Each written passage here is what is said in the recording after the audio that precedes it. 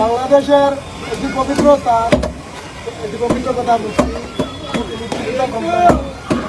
1971 সালে বাংলাদেশের বিভিন্ন জনগণ এই পাকিস্তানি হানাদার বাহিনী থেকে দেশকে রক্ষা করার জন্য যারা শহীদ হয়েছিল বা যারা কিছু অংশগ্রহণ করছিল তাদেরকে আমরা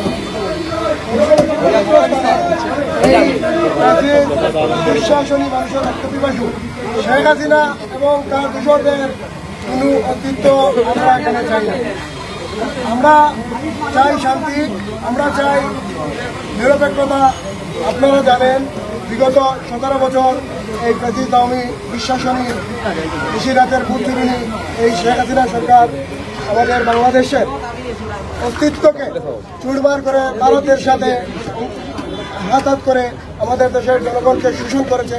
আমাদেরকে ট্যাক্স ব্যাট সহ গ্যাস, তেল, খনিজ সম্পদ সহ দিয়ে ভারতের সাথে হাত করে আমাদের দেশের মানুষকে বিভিন্নভাবে লুণ্ঠিত করেছে, আমাদেরকে বিভিন্ন ধরনের নির্যাতন করেছে।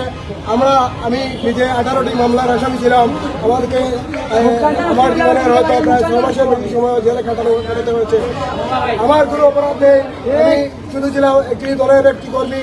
আমি ছাত্র দলের একজন কর্মী হিসাবে আমার এটাই অপরাধ ছিল। এই জন্য আমি সহ সারা বাংলাদেশে আমার দলের হাজার হাজার নেতাকর্মীকে এই শেখ হাসিনা সরকারের পেটুয়া বাহিনী দ্বারা, ছাত্রলীগ, যুবলীগ এবং পুলিশ বাহিনী দ্বারা গুম করেছে, খুন করেছে, নির্যাতন করেছে, অনেক করেছে।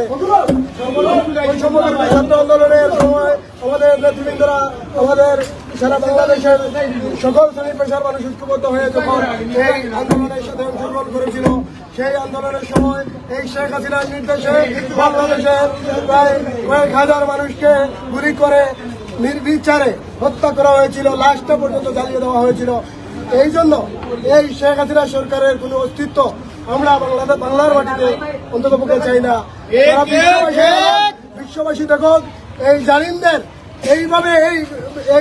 এইভাবে পরিণতি হবে। সেই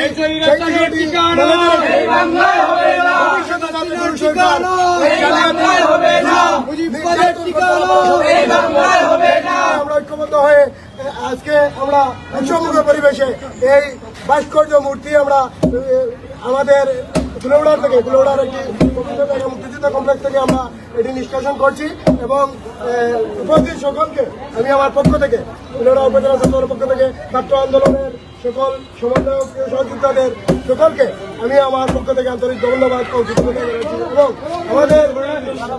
আমাদের এই চলমান কার্যক্রম ধারাবাহিক চলবে। অস্তিত্ব ইনশাআল্লাহ এই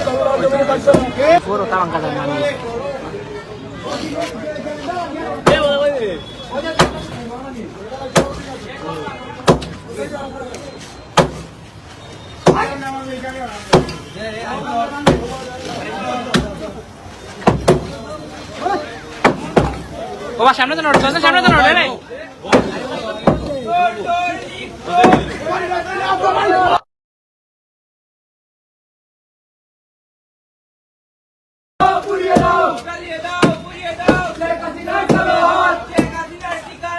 এই বাংলায় হবে না শেখ হাসিনার ঠিকানা।